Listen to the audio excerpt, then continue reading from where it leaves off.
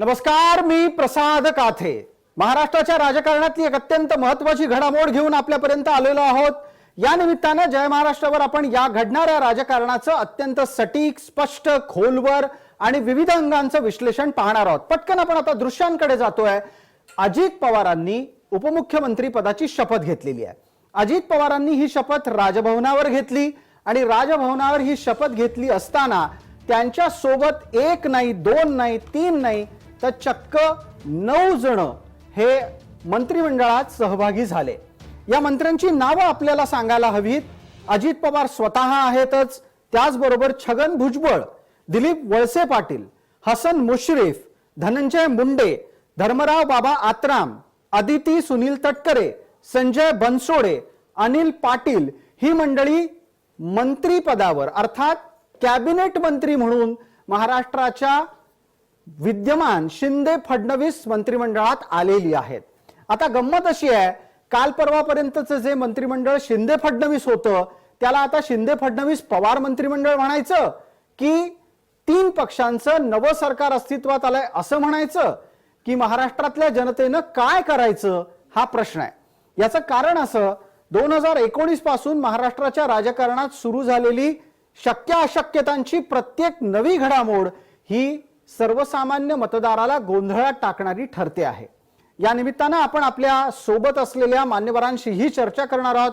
माझ्या सोबत मुंबईच्या स्टुडिओमध्ये अत्यंत ज्येष्ठ पत्रकार वैजयंती कुलकर्णी आपटे जोडल्या गेलेल्या आहेत। या चर्चेत आपण त्यांचं स्वागत करूया। माझा थेटच प्रश्न आहे, वैजयंती कुलकर्णी आपटे, 1978 ला महाराष्ट्रात पुलोद घडलं। या पुलोद मध्ये शरद पवारांनी वसंतदादांच्या पाठीत खंजीर खुपसला आणि विश्वासघातानं सरकार स्वतःकडे घेतलं। वैचारिक दृष्ट्या जी माणसं त्यांच्या सोबत नव्हती त्यांना सोबत घेऊन शरद पवारांनी स्वतःला मुख्यमंत्री बनवलं।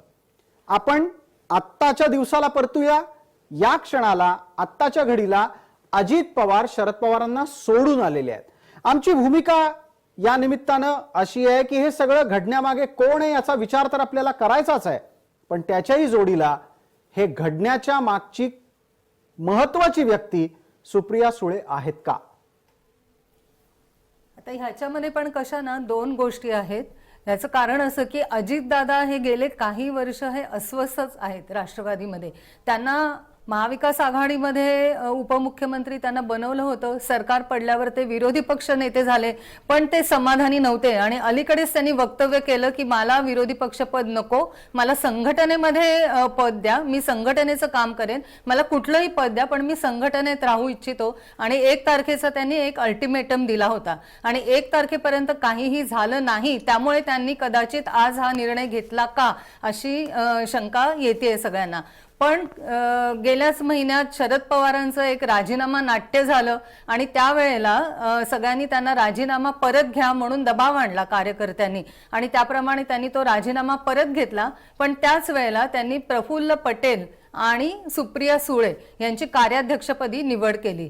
आता त्यावेळेला अजितदादा पवार सगळ्यांना दिसत होते, सगळ्या न्यूज चॅनलवर लाईव्ह दाखवत होते राजीनाम्याचं दृश्य आणि त्यावेळेला आपण बघितलं असेल की अजितदादा पवार हे अतिशय आक्रमकपणे तिकडे सगळं बोलत होते। इवन सुप्रिया सुळ्यांना पण त्यांनी बोलू दिलं नाही त्यावेळेला आणि एकूण सगळं सूत्र आपल्या हाती घेण्याचा प्रयत्न ते करताना त्यावेळेला दिसत होते।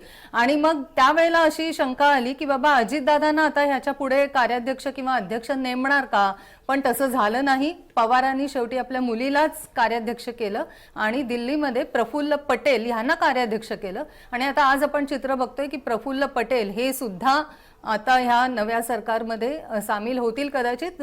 अजितदादांच्या नेतृत्वाखाली त्यांनी सुद्धा राष्ट्रवादीला सोडचिठ्ठी दिलेली आहे। त्यामुळे याच वळणावरची चर्चा महत्त्वाची असणार आहे की प्रफुल्ल पटेल हे शरद पवारांच्या जवळचे समजले जायचे, किंबहुना ते शरद पवारांच्या अनेक निर्णयांच्या मागचं सूत्र सांभाळणारी व्यक्ती म्हणून होते। इतकंच नाही तर या संपूर्ण घडामोडीच्या दरम्यान ज्या पद्धतीनं शरद पवारांना एखादी गोष्ट हवी असेल पक्षात ती घडवून आणण्यासाठी प्रफुल्ल पटेल सक्रिय असायचे। यापूर्वी अजित पवारांनी जेव्हा बंड केलं होतं त्यावेळेला अजित पवारांचं मन वळवून परत त्यांना आपल्या सोबत अर्थात राष्ट्रवादी सोबत आणण्यासाठी प्रफुल्ल पटेल सक्रिय होते। आता काय घडलं की ही एकदम वेगळीच समीकरणं घडलेली आहेत। याच्यातलं एक सूत्र असं सांगता आहे, लोकांना शरद पवारांचं नेतृत्व चालेल, लोकांना अजित पवारांचं नेतृत्व चालेल, राष्ट्रवादीतल्या अनेकांना सुप्रिया सुळेंच्या हाताखाली काम करायचं नाही। बरोबर आहे, कारण की अनेक जण जेव्हा सुप्रिया सुळेंच्या नावाची अनाउन्समेंट झाली तेव्हा अनेक जण नाराज होते राष्ट्रवादीमध्येच, आणि त्यामुळे ते हळूहळू त्याला उकळी फुटत होती असं आपण म्हणूया, आणि आज त्याचा उद्रेक झालेला आहे। याचं कारण असं की सुप्रिया सुळे ह्या अनुभवाने आणि वयाने पण लहान आहेत, आणि पवारांचं नेतृत्व मानायला जे राष्ट्रवादीचे आमदार तयार होते, ज्यांनी सुप्रिया सुळेंना लहानपणापासून बघितलंय, आता त्यांच्याच हुकुमशाही खाली आपण कसं वागणार हे त्यांना प्रश्न पडला होता। चर्चेमध्ये आपण आपल्या सोबत मकरंद मुळे यांनाही सहभागी करून घेणार आहोत। दरम्यान ज्यांनी ज्यांनी आता या क्षणाला महाराष्ट्राच्या राजकारणातल्या घडामोडीच्या निमित्तानं आपला टीव्ही लावला असेल, त्यांच्यासाठी ही दृश्य आपण एकदा पूर्णपणे स्क्रीनभर दाखवणार आहोत। काय घडलंय महाराष्ट्राच्या राजकारणात हे आपल्याला पाहायला हवं। 2023 मधली ही घडामोड आहे। आपण ही पूर्ण दृश्य स्क्रीनवर पाहणार आहात, जी आता आपल्याला एका चौकटीत दिसतात। या दृश्यांमध्ये अजित पवार मंत्रिपदाची शपथ घेतल्यानंतर सही करताना आपल्याला दिसतात। अजित पवार महाराष्ट्राचे उपमुख्यमंत्री म्हणून ते सहभागी झालेले आहेत। यावर एक पुढची प्रतिक्रिया येते, ती पटकन पाहूयात।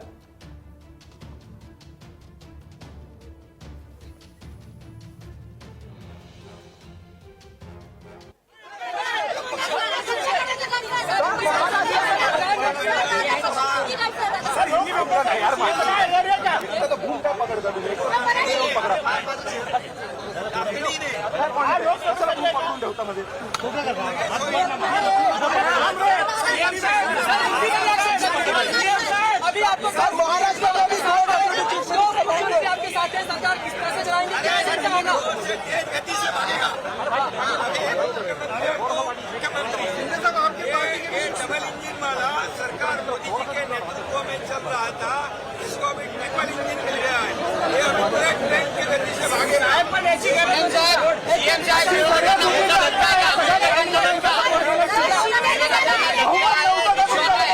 सर्वांगीण विकास के लिए अजित पवार और उनके सभी सहयोगी उनका स्वागत करता हूँ। निश्चित रूप से उनके अनुभव का भी सरकार को फायदा होगा।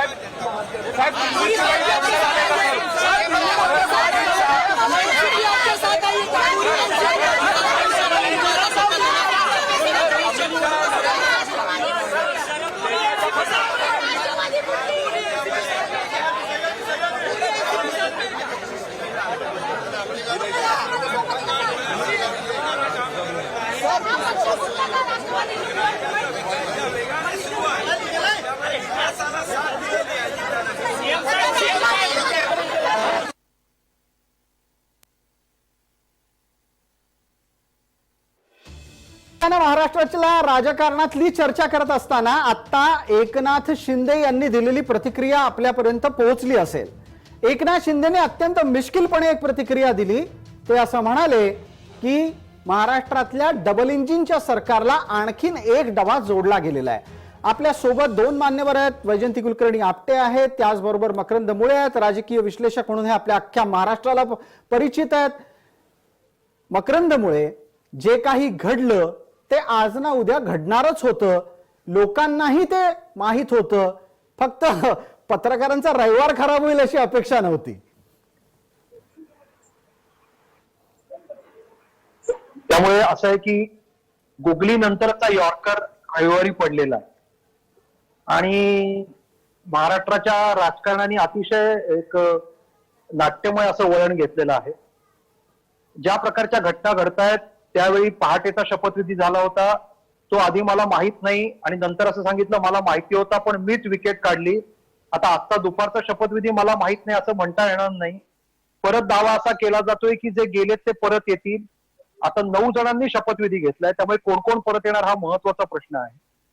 त्यामुळे एका अर्थाने राष्ट्रवादीमधली जी खदखद होती, मग या सरकार पडल्यानंतर राष्ट्रवादीमध्ये जी अस्वस्थता होती, सत्ता गेल्यानंतरची, आपण एक लक्षात घेतलं पाहिजे की राष्ट्रवादी पक्षाचं राजकारण हे चूक बरोबर हा मुद्दा नसतो, हे सत्ता केंद्रित राजकारण आहे. विरोधात बसून राजकारण हा काही राष्ट्रवादीचा पिंड नाही, स्वभाव नाही. त्यामुळे स्वाभाविकच सत्ता असली पाहिजे, सत्तेच्या आधारे संघटना आणि आपला विचार आणि आपली माणसं जोडता येतात असं राष्ट्रवादीचं सूत्र असल्यामुळे परत एकदा राष्ट्रवादीच्या एका मोठ्या गटाने अजितदादांच्या नेतृत्वाखाली या सरकारला पाठिंबा दिलाय. तो पाठिंबा सक्रिय आहे. थेट मंत्रिमंडळात सहभाग, थेट उपमुख्यमंत्री पदाची शपथविधी आणि एका रविवारच्या दुपारी हे एक वेगळं नाट्य महाराष्ट्रात घडलंय, ते सगळेजण बघतायत. स्वाभाविकच आज दिवसभर आणि पुढले काही दिवस याचीच चर्चा होणार आहे. मुद्दा परत परत असा येतो की ज्या प्रकारचं 78 सालच्या घटनेचं वर्णन केलं जातं ते बंड होतं का बंड होतं अशा प्रकारचं तरुण तुर्कांचं. आता 78 ते 2023 महाराष्ट्राच्या राजकारणात बरंच पाणी वाहून गेलेलं आहे. त्यावेळी मुळात भारतीय जनता पार्टी 78 साली नव्हती, जनता पक्ष होता, पोलोदचा प्रयोग होता. 80 नंतर भारतीय जनता पार्टी आली. भारतीय जनता पार्टी महाराष्ट्रात रुजली, वाढत गेली. शिवसेनेबरोबर युती केली, शिवसेनेबरोबर दीर्घकाळ युती केली. मग 2014ची निवडणूक, मग 2019 ची विधानसभा, त्या 19ला युतीचं सरकार आलं नाही, 3 अपक्षांचं सरकार आलं. गेल्या वर्षी बरोबर 1 वर्ष होतंय, आज आपण 2 जुलैला बोलतोय, भारतीय जनता पार्टी आणि शिवसेना यांचं एक सरकार आलं. एकनाथ शिंदे मुख्यमंत्री, देवेंद्र फडणवीस उपमुख्यमंत्री, आणि त्याचा पुढचा अध्याय महाराष्ट्राच्या राजकारणाचा आज नव्या पद्धतीने घडलाय की थेट राष्ट्रवादी, जो एका अर्थाने हे दोन्ही पक्ष म्हणजे भारतीय जनता पार्टी आणि शिवसेना आता जे आहेत एकनाथ शिंदे मुख्यमंत्री, हे एका हिंदू विचारी हिंदुत्ववादी पक्ष आहेत. आणि त्यांच्याबरोबर ज्यांनी शाहू फुले आंबेडकरांचं नाव घेऊन राजकारण केलं, स्वतःला आजही पुरोगामी समजतात, आणि मग सरस्वती नाकारण्यापासून अनेक विषय ज्यांचे होतात, जे एका अर्थाने संभाजी ब्रिगेडचे समर्थक आहेत, असे सगळेच आज अचानक एकदम इथे आले, त्यांनी शपथ घेतली. त्यामुळे हा यॉर्कर आहे, तो कोणी कोणाला टाकलाय, कोण तिफळाचीत झालंय याची चर्चा होत राहील. पण राजकारण बदलतंय, आणि ज्या प्रकारचं राजकारण बदलतंय त्यात मगाशी जसं वैजंतीताई म्हणल्या की सुप्रिया सुळे यांचं कार्याध्यक्ष होणं ही शेवटची काडी ठरली का? तोपर्यंत खतखत होती, अस्वस्थता होती, स्वाभाविक अजितदादांना इच्छा होती, महत्वाकांक्षा होती, त्यात गैर नव्हतं. पण ते पक्ष सोडत नव्हते. पहाटेच्या शपथविधीतनं ते परत आले होते. आज लक्षात घ्या, त्यावेळी ज्यांना परत आणायला जे गेले होते जी. ते मंत्रिपद त्यांनी घेतलेलं आहे. हा सगळा बिलकुल प्रकार मकरंदमुळे आता आपण एक उल्लेख केलात आणि तो उल्लेख राजकारणात सुद्धा अधोरेखित करण्यासारखा आहे. ज्यांनी सातत्यानं महाराष्ट्राच्या राजकारणात आपण किती पुरोगामी आहोत हे सांगण्यासाठी कोणत्याही प्रकारे कुठलीही कसर ठेवली नाही, असे छगन भुजबळ अजित पवारांच्या सोबत फडणवीसांच्या नेतृत्वात, शिंदेच्या नेतृत्वात सरकारात जावेत. ज्या भुजबळांना बाळासाहेबांपासून फोडून पवारांनी मंत्री केलं, त्या भुजबळांना आत्ता आपण अजित पवारांसोबत जाताना आणि त्यात सुद्धा भाजपच्या नेतृत्वातल्या सरकारमध्ये जाताना पाहतोय. यावर तुमचं विश्लेषण, आणि प्रेक्षक हो, अत्यंत महत्वाची घटना यानंतर तुमच्या कानावर येणार आहे, ती वैजंती कुलकर्णी आपटेंकडून. आधी आपण एकदा विश्लेषण ऐकूयात की छगन भुजबळ यांनी आत्ता घेतलेल्या भूमिकेचा अर्थ काय आहे.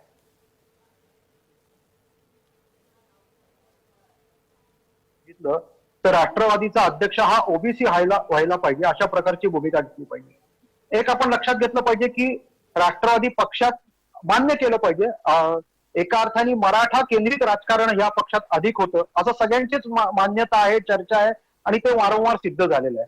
त्यामुळे जरी अन्य जातींना किंवा उपजातींना म्हणा किंवा आदिवासी दलित अशा घटकांना जरी स्थान असलं तरी ते स्थान एका मर्यादेपर्यंत होतं.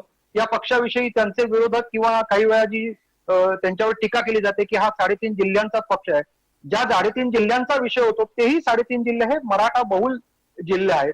तर कुठे ना कुठे या सगळ्यांचीच कोंडी होत होती. मात्र शरद पवार एक जाणते राजे आहेत, अनुभवी आहेत, अशा एक जो काही एक मोठं एक वातावरण केलं गेलं होतं किंवा होतं किंवा आहे, याच्यातनं कधीतरी हा प्रश्न सुटेल आणि प्रत्येकाला काही ना काही समान न्याय मिळेल. परंतु सुप्रिया सुळेंचं कार्याध्यक्ष होणं, यातनं पुढचं राष्ट्रवादीचं राजकारण कुठलं असेल त्याची एक दिशा ठरल्यात बहुतेक ठरवली गेली असेल. आणि त्यामुळे कदाचित छगन भुजबळांसारखे ज्येष्ठ नेते, ज्यांनी त्यावेळी म्हणजे छगन भुजबळ हे फायर ब्रँड नेते शिवसेनेत होते, अगदी हिंदू विषयात त्यामुळे त्यावेळी आंदोलनं केली होती, ते एकदम राष्ट्रवादीवासी झाल्यानंतर त्यांनी सरस्वती नाकारण्यापर्यंत ते गेले होते. आणि आता परत जे 2 पक्ष सत्तेत आहेत राज्यातले, ते सतत स्वतःला कुठेही म्हणजे केवळ हिंदू विचारी नाहीये, तर सावरकरांच्या विषयात थेट जाहीर भूमिका घेतात, जी. सावरकर विचारांचं आणि सावरकरांच्या कर्तृत्वाचं समर्थन करतायत. याच्याबरोबर शरद पवारांना यायला लागणार. असं मला असं वाटतं की महाराष्ट्रातल्या राजकारणातला जो हा बदल आहे तो ह्या सगळ्यांनी लक्षात घेतला असावा. बिलकुल 2024 मकरंदजी, आपण जोडलेले राहा. या चर्चेतला एक महत्वाचा टप्पा आहे आणि त्या टप्प्याच्या साक्षीदार स्वतः वैजंती कुलकर्णी आपटे आपल्या सोबत आहेत. जे छगन भुजबळ बाळासाहेबांपासून फुटून निघाले ते छगन भुजबळ आज पवारांपासूनही फुटून निघाले आहेत. हेच ते छगन भुजबळ आहेत. या छगन भुजबळांनी बाळासाहेबांपासून फुटावं याच्यासाठी पवारांनी प्रचंड मेहनत घेतली होती आणि त्या मेहनतीचे किंबहुना शिवसेना फोडण्याच्या घटनेच्या अत्यंत जबाबदार साक्षीदार वैजंती कुलकर्णी आपटे आपल्यासोबत स्टुडिओत आहेत. वैजंतीजी, हे भुजबळांचं दुसरं बंड आहे आयुष्यातलं.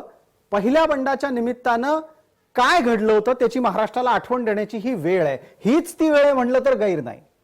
हो, त्यावेळेला नागपूर अधिवेशन चालू होतं विधानसभेचं आणि त्यावेळेला छगन भुजबळ हे त्यांच्याबरोबर 14 शिवसेनेच्या आमदारांना घेऊन फुटले होते आणि त्यावेळेला असा वाद झाला होता की भुजबळ त्याच्या आधीच्या टर्ममध्ये एकमेव शिवसेनेचे आमदार होते आणि ते विधानसभेत एकट्याने किल्ला लढवत होते आणि जेव्हा 95 साली युतीची सत्ता आली त्यावेळेला भुजबळांना अशी अपेक्षा होती की आपल्याला मुख्यमंत्री करतील, परंतु बाळासाहेबांनी तेव्हा मनोहर जोशी यांची निवड मुख्यमंत्री पदासाठी केली आणि तेव्हापासून भुजबळ हे अस्वस्थ होते आणि त्या अस्वस्थतेचा फायदा पवारांनी मला वाटतं घेतला त्यावेळेला आणि विधानसभा अधिवेशन चालू असतानाच मध्यरात्री भुजबळ आणि 14 जण आमदार हे विधानसभा अध्यक्ष तेव्हा मधुकरराव चौधरी होते त्यांच्या घरी मध्यरात्री जाऊन त्यांनी पत्र दिलं की आम्ही शिवसेना सोडली आणि त्यानंतर त्यांना अक्षरशः गायब करण्यात आलं विधानसभेच्या त्या परिसरातून आणि नंतर जेव्हा विधानसभेमध्ये ठराव आणला त्यावेळेला ते उपस्थित झाले. म्हणजे जवळजवळ 15 दिवस ते अज्ञातवासात राहून फिरत होते. या अज्ञातवासाच्या वेळेला वैजंती कुलकर्णी आपण त्यांना भेटला होता. आपण त्यांना भेटला होता, त्यांची परिस्थिती पाहिली होती आणि हे महाराष्ट्राच्या जनतेला सांगायला हवं, जबाबदारीनं सांगायला हवं. आपल्याकडे साक्षी पुरावे आहेत. भुजबळांना महाराष्ट्राच्या राजकारणात ठाकरेंपासून फोडल्याच्या नंतर दर दिवशी लपून लपून नव्या नव्या ठिकाणी नेलं जात होतं. इतकंच नाही तर त्यांना बनियन आणि हाफ पॅन्टवर राहायला मजबूर केलं गेलेलं होतं. Over to you Vaijanti Kulkarni Apte. हो, त्या अज्ञातवासाच्या काळामध्ये भुजबळ हे खूप घाबरलेले होते, टेन्शनमध्ये होते. घाबरलेले म्हणण्यापेक्षा ते टेन्शनमध्ये होते. याचं कारण की तेव्हाची शिवसेना ना ही खूप वेगळी होती आणि अतिशय आक्रमक अशी शिवसैनिकांची फळी बाळासाहेबांच्या बरोबर होती. जसं भुजबळांनी पक्ष सोडला आणि बाळासाहेबांना दगा दिला ही बातमी फुटली त्यानंतर दुसऱ्याच दिवशी शिवसेनेचे अतिशय आक्रमक नेते त्यावेळेचे आनंद दिघे, शिशिर शिंदे हे सगळे नागपुरात येऊन दाखल झाले आणि भुजबळांना शोधायला लागले आणि माझी नेमकी मुलाखत त्या दिवशी प्रसिद्ध झाली होती अज्ञातवासातील भुजबळांची. त्यामुळे मला सारखे एकसारखे विचारत होते की कुठे आहेत भुजबळ, कुठे आहेत भुजबळ, पण मी काही त्यांना पत्ता सांगू शकले नाही. याचं कारण त्यांची सतत जागा बदलत होती भुजबळांची अज्ञातवासातली आणि ते खूप टेन्शनमध्ये होते की आपलं आता काय होणार, की हे शिवसैनिक आक्रमक होऊन नागपूरमध्ये त्यांना शोधायला आले होते त्यावेळेला. बिलकुल, या सगळ्या घटनाक्रमाच्या आपण स्वतः साक्षीदार राहिलेले आहात आणि या निमित्तानं आणखीन एक टप्पा आपल्या समोर आणायला हवा. तो पण कसा नियतीचा योगायोग असतो पहा. वैजंती कुलकर्णी आपटे, ज्या वेळेला भुजबळांना शोधण्याच्या साठी पहिल्या बंडाच्या नंतरची सुरुवात झाली तो शोधणारा व्यक्ती आनंद दिघे होता. आनंद दिघे त्यावेळेला तुमच्या संपर्कात होते, तुम्हाला वारंवार विचारत होते की हा भुजबळ कुठं आहे, दाखव मला, असं तुम्हाला म्हणाले होते. ते संवादातलं प्रकरण काय होतं? भुजबळांच्या पहिल्या बंडापासून दुसऱ्या बंडापर्यंतची चर्चा करणं गरजेचं आहे. संवादातलं प्रकरण असं नाही, सगळे एकतर अतिशय व्यथित झाले होते, चिडले होते, कारण ती पहिलीच फूट होती शिवसेनेतली आणि बाळासाहेबांना काही करून भुजबळांना शोधून त्यांना परत आणायची अशी इच्छा होती, परंतु ते काही जमलं नाही. पण त्यामुळे आपल्याला तर माहिती आहे की त्यावेळची अतिशय आक्रमक अशी शिवसेना, मारहाण करण्याच्या अवस्थेत असे तेव्हा असायचे की थोडं काही बिनसलं की लगेच मारहाणीवर यायचे, मारामाऱ्या व्हायच्या शिवसेनेतनं. तर त्यामुळे आनंद दिघे जेव्हा शोधायला आले त्यावेळेला ते कुठे भुजबळ हेच विचारत होते नुसते, पण ते माझ्या मते हत्यारं सुद्धा घेऊन आले होते, पण ते उघडपणे त्यांनी सांगितले नाही. पण भुजबळांना शोधून त्यांना बेदम चोप द्यायचा हाच त्यांचा इरादा होता हे माझ्या लक्षात आलं तेव्हा. या चर्चेला आणखीन पुढच्या टप्प्यात नेत असताना तुम्ही म्हणालात भुजबळ घाबरले होते, त्यांना त्यांच्या जीवाची काळजी होती. हेच छगन भुजबळ जेव्हा बाळासाहेबांपासून फुटतात, नव्या प्रवासाला निघताना काहीसे विचलित झालेले असतात, हेच भुजबळ आता शरद पवारांपासून फुटून निघालेले आहेत की यामागे इतर काही घटना असू शकतात? आता कसं आहे की इतके वर्ष ते शरद पवारांबरोबर होते, उपमुख्यमंत्री झाले, मंत्री झाले, इव्हन महाविकास आघाडीच्या मंत्रिमंडळात सुद्धा उद्धव ठाकरेंनंतर पहिला शपथविधी हा भुजबळांचा झाला. म्हणजे ज्या भुजबळांनी बाळासाहेबांना बंड करून बाळासाहेबांना दुःख दिलं होतं, उद्धव ठाकरेंनी त्याच भुजबळांना मंत्रिपद दिलं. हेही म्हणजे लक्षात घेण्यासारखी गोष्ट आहे. आणि त्यानंतर आत्ता जेव्हा हे फुटले आहेत सगळे, तर भुजबळ का फुटले असतील असा एक विचार प्रवाह आहे की ते पवारांच्या इतके वर्ष जवळचे होते, राष्ट्रवादीचे मंत्री राहिलेले आहेत आणि पुरोगामी विचार तर त्यांनी सगळीकडे त्यांचा जगजाहीर आहे. त्यामुळे ते हिंदुत्ववादी पक्षाच्या ह्याच्यामध्ये तयार कसे झाले अजितदादांच्या नेतृत्वाखाली यायला. पण मगाशी मी जसं म्हटलं की सुप्रिया सुळे यांचं कार्याध्यक्ष होणं, ह्यामुळे जी राष्ट्रवादी पक्षात बऱ्याच प्रमाणात नाराजी उद्भवली आहे, त्याचाच एक भाग म्हणून भुजबळ इकडे आले असतील. आणि काही दिवसापूर्वी आपल्याला आठवत असेल, जेव्हा अजितदादांनी इच्छा व्यक्त केली की मला विरोधी पक्ष पद नको आणि मला संघटनेचं काम करायचंय, संघटनेत स्थान द्या, त्यावेळेला एक असा विचार आला की ओबीसी अध्यक्ष व्हावा संघटनेचा, राष्ट्रवादीचा.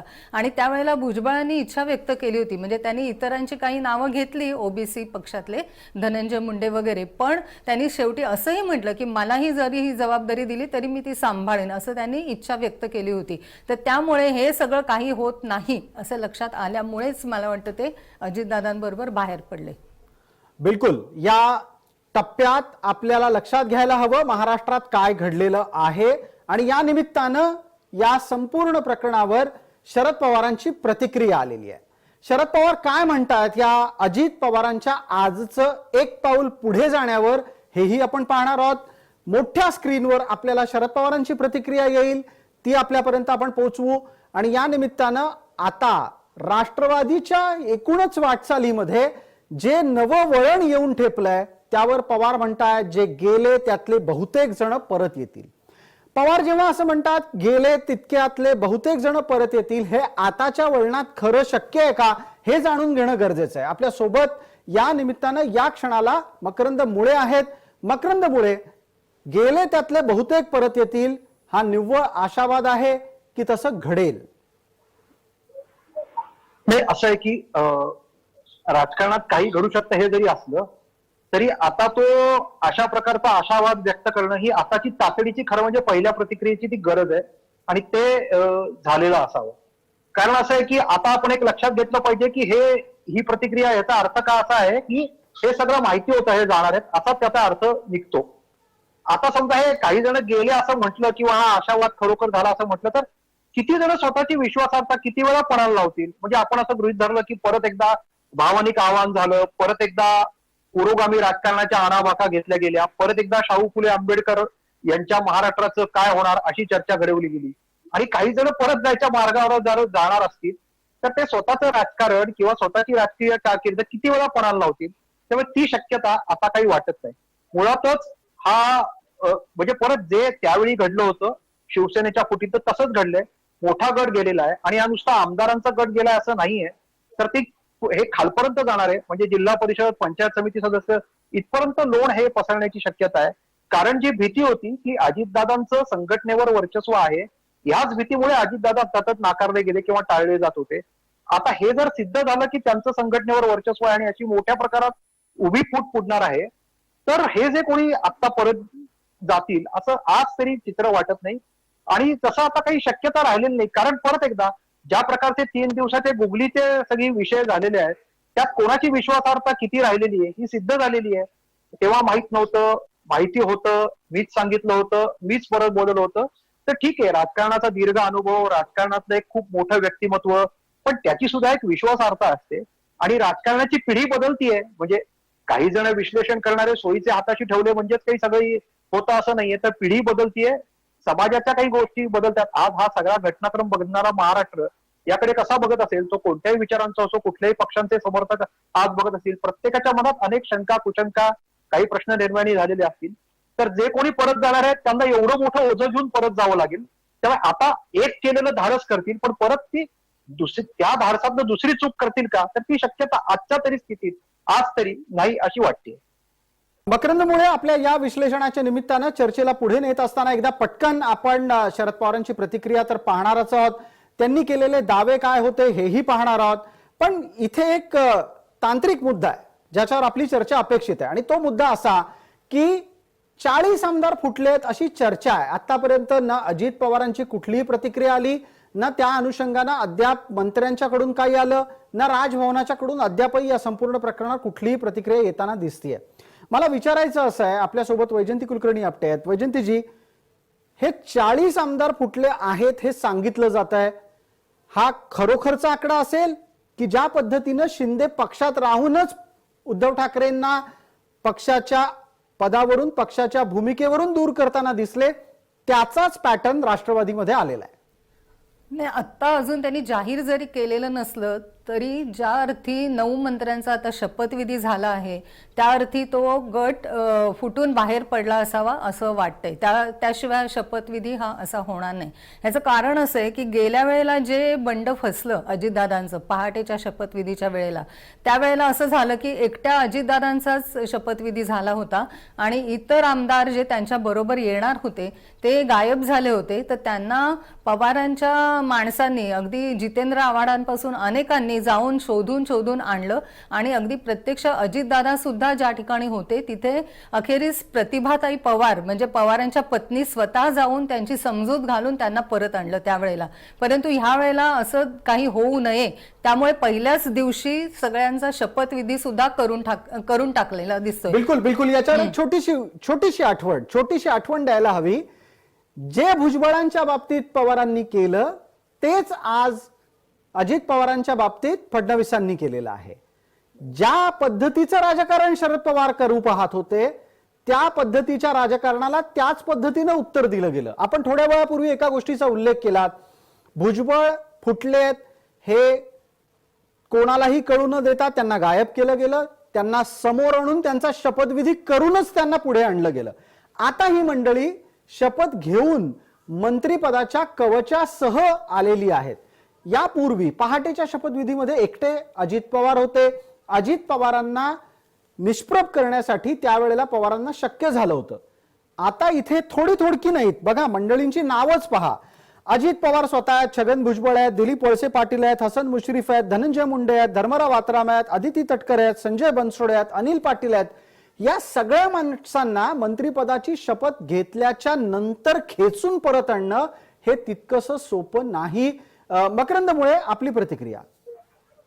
हे आपण लक्षात घेतलं पाहिजे की आपण 9 मंत्र्यांची आणि काही आमदारांची नावं वाचली की जे आपल्याला दिसत आहेत. तिथे आता उदाहरणार्थ अमोल मिटकरी पण बघितलेले आहेत आपण, किंवा अमोल कोल्हे खासदार पण आहेत. त्यामुळे जे कोणी शरद पवारांची एकनिष्ठा असलेले आहेत त्या अर्थाने ती सुद्धा मंडळी तिथे उपस्थित होती. आणि त्याचमुळे आता बरं दुसरं याला फूट आणि बंड का, म्हणजे फूट का म्हणावी, कदाचित 21 ते 30 म्हणजे 21 जून ते 30 जून 2022 हा जो काही सगळा पॅटर्न होता, एकनाथ शिंदे यांनी बाहेर पडणं तिथपासून शपथविधीपर्यंत, हे सगळं आपल्या समोर आहे. अजितदादांनी हे सगळं पाहिलेलं आहे. काय काय होऊ शकतं त्याच्यावर आलेला सर्वोच्च न्यायालयाचा निर्णय त्यांनी पाहिलेला आहे. त्यामुळे तांत्रिक दृष्ट्या किंवा कायदेशीर दृष्ट्या सुद्धा कुठलीही अडचण आपल्याला येणार नाही अशा प्रकारची काळजी या सगळ्या बाबतीत घेतली गेली असणार. आपल्या समर्थकांमध्ये तो विश्वास दिला असणार. पण ही दिवसा घडलेली उजाडी घडलेली घटना आहे. त्यामुळे कोणाला तरी बुलवलं, कोणाला तरी फसवलं आणि इकडे आणलं असं काही झालेलं नाही. आज जे तिथे जे कोणी राष्ट्रवादी म्हणून आलेले आहेत ते जाणतेपणाने इथे आलेले आहे. त्यामुळे असं आता तरी वाटत नाहीये की हे आताचही अजितदादांचा बंड फसेल आणि ते परत जातील. भाऊ कुठल्या तरी एका भावनेला ते परत बळी पडतील. समजा असं जर केलं तर अजितदादाही ज्येष्ठ राजकारणी आहेत, अनुभवी आहेत, अनेक गोष्टी पाहिलेल्या आहेत, करणारे आहेत. त्यांनाही कळतं ना की आपलं राजकीय विश्वासार्हता किती टिकेल, किती ती धोक्यात येईल. बिलकुल. मकरंदमुळे आपण म्हणालात अजित पवार हे एक ज्येष्ठ राजकारणी आहेत, त्यांनाही लक्षात आलं असेल की नक्की कुठं काय कधी करायला हवं. पण मला वैजंती कुलकर्णी आपटे आपल्याला विचारावंसं वाटतं की ही आजची भूमिका घेण्यापूर्वी अजित पवारांनी अनेकदा प्रयत्न केले, पण धाडस करताना ते कचरत होते. नक्की त्याची काय कारणं होती, हा एक मुद्दा. आणि त्याच्याच अनुषंगानं अजित पवारांना कोणत्या गोष्टीची भीती यापूर्वी सतावत होती, आज ती नाही वाटली. नाही, कसं आहे की आपण बघतोय की अजित पवार हे गेले काही वर्ष अस्वस्थ आहेत राष्ट्रवादीमध्ये, कारण त्यांना त्यांच्या मनाप्रमाणे कुठलंही काम धड करायला मिळत नव्हतं. उपमुख्यमंत्री होते म्हणजे एकाच टर्ममध्ये 5 वर्षाच्या तिसऱ्यांदा उपमुख्यमंत्री होण्याचा मान त्यांना मिळालेला आहे, त्यामुळे ते होते, पण ते त्याच्यावर एवढेसे खुश नव्हते आणि त्यामुळे ते सतत आपलं प्रभाव दाखवण्याचा प्रयत्न पवारांना करत होते, परंतु पवार काही त्यांना भीक घालत नव्हते. प्रत्येक वेळेस त्यांचं बंड, त्यांचं म्हणणं किंवा त्यांच्या मागे जे काही आमदार होते पहिल्यापासून, तर ते त्यांचं सगळं म्हणणं खोडून काढलं जात असे, त्यांना फारसा भाव दिला जात नव्हता पक्षात. आणि हे अजितदादांना खूप मोठं एक दुःख होतं. आणि खासगीमध्ये बोलताना 1-2 वेळा अजितदादा असं म्हणालेही होते की आता माझी पण 60 उलटून गेली, आता मला कधी काय मिळणार संधी काही बनायला, असं ते बोलता बोलता एकदा हसत हसत बोलले. तर त्यामुळे त्यांना निश्चितच काहीतरी पद मिळावं, काहीतरी चांगली जबाबदारी मिळावी हे त्यांना अपेक्षित होतं, परंतु ते राष्ट्रवादीमध्ये झालं नाही इतक्या वर्षात. आणि सतत त्यांना दाबलं गेलं, त्यांचा आवाज हा दाबला गेला प्रत्येक वेळेस, त्यामुळे ते जास्त दुःखी किंवा नाराज होते. आणि त्यामुळे त्यांनी हा निर्णय आत्ता धाडस दाखवलं. त्यांनी इतके वर्ष काय होतं की एवढे आमदार येतील की नाही. 19 साली जेव्हा तो पहाटेचा शपथविधी झाला तेव्हा अनेक आमदारांनी त्यांना हो म्हणून तोंडी सांगितलं होतं, परंतु प्रत्यक्ष जेव्हा पाठिंबा द्यायची वेळ आली तेव्हा अनेक जण मागे हटले, पवारांना घाबरून म्हणा किंवा इतर कोणाच्या दबावामुळे. आणि मग त्यांनी असंही सांगितलं की नाही आम्हाला माहिती नव्हतं, आम्हाला फसवून आणलं, रात्री इकडे बोलवलं वगैरे वगैरे. तर त्यामुळे अजितदादा हे धाडस करायला कचरत होते. परंतु मला असं वाटतं की आत्ता हे जे धाडस त्यांनी दाखवले त्याला देवेंद्र फडणवीस उपमुख्यमंत्री यांचाही नक्कीच पाठिंबा असणार, भाजपच्या वरिष्ठ नेत्यांचा पाठिंबा असणार केंद्रातल्या, आणि त्यामुळेच मला वाटतं ते हे धाडस करू शकले. बिलकुल. या निमित्तानं आपल्याला आज जे काही घडलेलं आहे त्याच्या जवळपास आठवड्याभराच्या आधीपासून काय काय घडत होतं ते पाहणं लक्षवेधी ठरणार आहे. आपण या निमित्तानं चर्चेला पुढे नेत असताना पंतप्रधान नरेंद्र मोदींचं एक वक्तव्य ऐकणार आहोत. पंतप्रधान नरेंद्र मोदी हे मध्य प्रदेशामध्ये एका कार्यक्रमाच्या निमित्तानं आले होते. त्यानंतर त्यांनी भारतीय जनता पार्टीचे वरिष्ठतम नेते या नात्यानं राजकीय कार्यक्रमामध्ये सहभाग स्वतःचा नोंदवला. आणि त्यावेळेला राजकीय भूमिका घेत असताना त्यांनी एक संकेत दिला होता. पंतप्रधान नरेंद्र मोदी यांनी त्यावेळेला दिलेला संकेत हा राष्ट्रवादीच्या बद्दल होता. त्याची चर्चा आपल्याला करायची आहे. आधी आपण पाहणार आहोत पंतप्रधान नरेंद्र मोदी काय बोलले होते. अगर मैं एनसीपी की बात करूं तो एनसीपी पर भी करीब करीब 70,000 करोड़ रुपए के घोटालों का आरोप है. महाराष्ट्र स्टेट कोऑपरेटिव बैंक घोटाला, महाराष्ट्र सिंचाई घोटाला, अवैध खनन घोटाला, इनकी लिस्ट भी बहुत लंबी है. इन पार्टियों के घोटालों का मीटर कभी डाउन ही नहीं होता. अगर मैं एनसीपी की बात करूं तो एनसीपी पर भी करीब करीब 70,000 करोड़ रुपए के घोटालों का आरोप है. महाराष्ट्र स्टेट कोऑपरेटिव बैंक घोटाला, महाराष्ट्र सिंचाई घोटाला, अवैध खनन घोटाला, इनकी लिस्ट भी बहुत लंबी है. इन पार्टियों के घोटालों का मीटर कभी डाउन ही नहीं होता. पंतप्रधान नरेंद्र मोदींनी हे केलेलं वक्तव्य एका बाजूला टीव्हीवर ते आपण पाहिलं आणि दुसऱ्या बाजूला अजित पवार शपथ घेताना दिसले. याचं विश्लेषण मकरंदमुळे आपण करा. असं आहे की हे वक्तव्य त्यांनी भोपाळला मेरा बूथ सबसे मजबूत या कार्यक्रमात केलं म्हणून केवळ अजित पवार आलेत असं काही म्हणण्याचं कारण नाही. कारण हे वक्तव्य केलं नसतं तरी हा प्रकार घडणारच होता, तो कधीतरी घडणार होता. मला असं वाटतं की वेळ खूप जवळची साधली गेल्यामुळे आपण ते जोडू शकतो, काही हरकत नाही, जोडलंही पाहिजे राजकीय विश्लेषण करताना. परंतु अशा प्रकारच्या विविध विषयांची कोंडी सतत पक्षात होत होती. महाराष्ट्राचं ते राजकारण आहे, म्हणजे 2019 नंतरचं राजकारण आहे. कुठला पक्ष सत्तेवर कुठला पक्ष विरोधात हा मुद्दा जरी बाजूला ठेवला तरी ज्या प्रकारे प्रशासन किंवा बाकी सगळं कामकाज, त्यामुळे एकूण निर्णय करण्याची जी क्षमता महाराष्ट्राची किंवा प्रगतीपथावरचं राज्य, देशातलं आघाडीवरचं राज्य, अशी जी महाराष्ट्राची प्रतिमा होती त्या प्रतिमेचीही काही कुठेतरी थोडीशी घसरण झाली होती. अजितदादा आहेत तसे आत्ताची त्यांची जी ओळख आहे किंवा प्रतिमा आहे ते एकूण सुद्धा माध्यमांसमोर बोलताना सुद्धा फार काही स्वतः म्हणजे गुडबुक्स मध्ये राहावं अशा प्रयत्न असतात. जे काही आहे ते रोखोक मोकळेपणाने बोलून मोकळं होतं. आता अशा प्रकारचं ज्याचं व्यक्तिमत्व असतं, अशा प्रकारचा जो स्वभाव ज्याचा असतो तो दीर्घकाळ दबलेल्या अवस्थेत राहू शकत नाही. आपण एक लक्षात घेतलं पाहिजे की उद्धव ठाकरे आणि एकनाथ शिंदे यांच्यातला फरक काय होता की नातं काही नव्हतं. नातं शिवसैनिकाचं होतं, पण त्यांच्याही लक्षात आलं की शिवसैनिक म्हणून कुचंबणा होते, कुठेतरी याला वाट मोकळी करून दिली पाहिजे. पण इथे तर थेट एकमेकांचं कुटुंब, घर सगळं जोडलेलं होतं. त्यामुळे जेव्हा घरातला किंवा कुटुंबातला निर्णय असतो तो करण्याकरता थोडा वेळ लागतो. तो मागच्या वेळी कदाचित त्या दबावामुळे अजितदादांनी शपथविधी पहाटेचा सोडून दिला असेल, पण यावेळी त्यांनी निश्चित केलं होतं की आपली स्वप्न आहेत, महत्वाकांक्षा आहेत आणि केवळ ती व्यक्तिगत नसतात. तर अजितदादांना मानणारा जो एक मोठा गट महाराष्ट्रभर आहे त्याच्याही राजकीय भवितव्याची चिंता त्यांना करायची आहे. कारण समजा हेच सूत्र राहिलं असतं, कार्याध्यक्ष सुप्रियाताई असंच चित्र राहिलं असतं आणि आगामी विधानसभा झाली असती तर खरोखर अजितदादांच्या समर्थकांना तिकीट मिळाली असती का? जिल्हा पंचायत समित्या किंवा संघटनेतल्या निवडणुका कोणाच्या झाल्या असत्या? हे सगळं शेवटी अजितदादांनाही त्यांच्या कार्यकर्त्यांना आणि समर्थकांना उत्तर द्यायचे होतात. त्यामुळे मुख्य पंतप्रधानांचं जे वक्तव्य आहे त्यांनी पंतप्रधानांनी एक मेसेज दिला होता की 2024चे आमचे जो काही अजेंडा असेल त्यातला एक अजेंडा असेल की आम्ही करप्शनच्या विरोधात रोखठोक भूमिका घेऊ, जी 2014च्या वेळी प्रचारात मुद्दा आला होता त्यावेळेच्या सगळ्या केंद्रीय विषयातला. तसाच आता त्यांनी त्या प्रदेशातले जे जे काही भ्रष्टाचाराचे मुद्दे आहेत आणि जे कोणी जोडलेले आहेत त्यांच्या विरोधात आम्ही ठोस भूमिका घेऊ असा मेसेज दिला होता. बरं, अशी समजा ठोस भूमिका घेतली असती तर त्याचे फटके किंवा त्याचे तोटे सगळ्यांचेच झाले असते. तर नाही, तो पण किमान आपल्याला तुम्ही म्हणता आहात की पंतप्रधानांनी काही दिवसांपूर्वी ज्या पद्धतीने आक्रमक भूमिका घेतली त्याच्यानंतर घडलेली घटना ही जोडली जाऊ पण शकते आणि नाही जाऊ शकते. मला वैजयंती कुलकर्णी आपटे आपल्याला विचारायचं आहे. वैजयंती कुलकर्णी आपटे, हे राजकारणात काहीही घडू शकतं या एका वाक्याच्या खाली खपवलं नाही जाऊ शकत. एका बाजूला तुम्ही सिंचन घोटाळा, बँक घोटाळा म्हणत उच्चारावामध्ये व्यासपीठावरून बोलणार आणि ज्या व्यक्तीवर त्या सगळ्या घोटाळ्यांचे आरोप आहेत तो व्यक्तीच तुमच्या सरकारमध्ये येणार. याला काय राजकीय नैतिकता समजायची?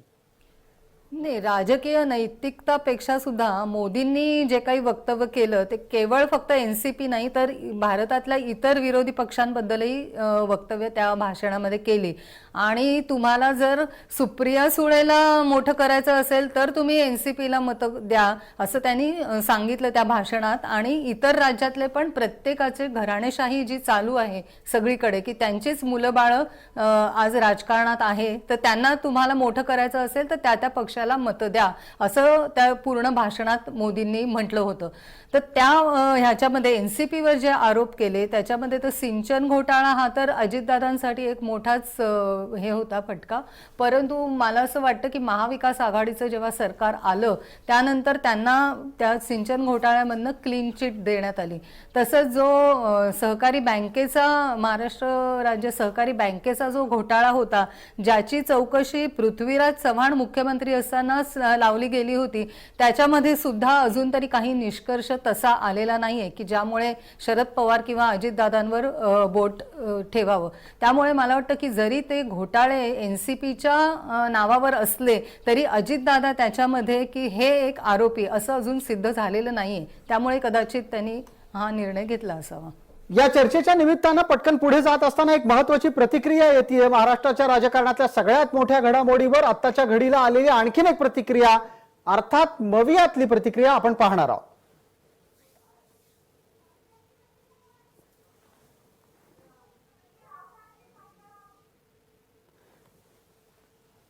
या निमित्तानं आलेली प्रतिक्रिया आपण पाहतोय. शिंदे गटातल्या आमदारांचे चेहरे पडलेले आहेत.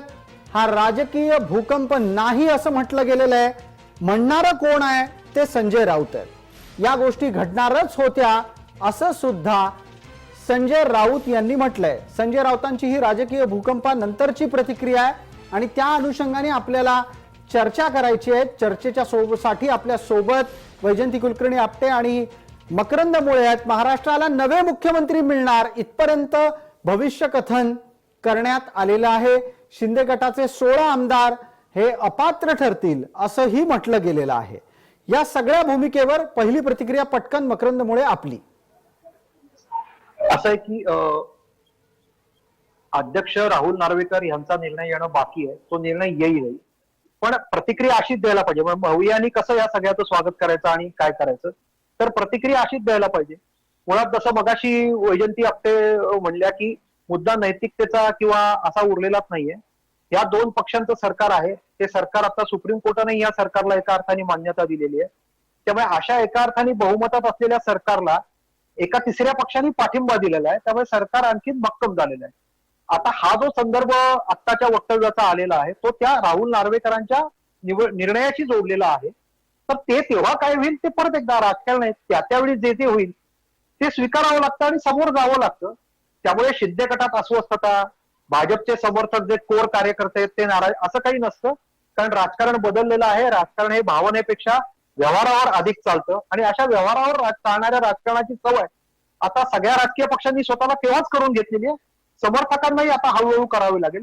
कारण सत्ता कशा करता आणि जर ती सत्ता एका व्यापक हिताकरता असेल तर मग सत्तेत असं जे जोडलं जाणार आहे ते स्वीकारावं लागेल.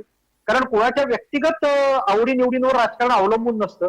त्यामुळे 15 दिवसांनी काय होईल, 16 दिवसांनी काय होईल, पडलेले चेहरे परत उजळून निघतील का, या चर्चा होणार. त्या होतीलही, त्या होतही राहतील. पण तुर्तास हे सरकार आज तरी मजबूत झालेलं आहे आणि महाराष्ट्राच्या राजकारणात जे नेहमी पुरोगामित्वाची चर्चा केली जाते त्याचं एक वेगळ्या अर्थाने एक हिंदुत्ववादी पुरोगामित्व असं एक वेगळं चित्र आता तरी महाराष्ट्राच्या सरकारचं तयार झालंय. मकरंदमुळे आपण म्हणजे मी जर असं म्हटलं तर आपण वाईट वाटून घेऊ नका. तुम्ही असं सरळ नाक पकडायच्या ऐवजी असं नाक पकडायचा प्रयत्न करताय असं मला वाटायला लागलंय. कारण तुम्ही ज्या पद्धतीनं हिंदुत्वाची एक पुरोगामित्वातल्या चष्म्यातली व्याख्या मांडताय ती थोडीशी गोंधळात टाकते.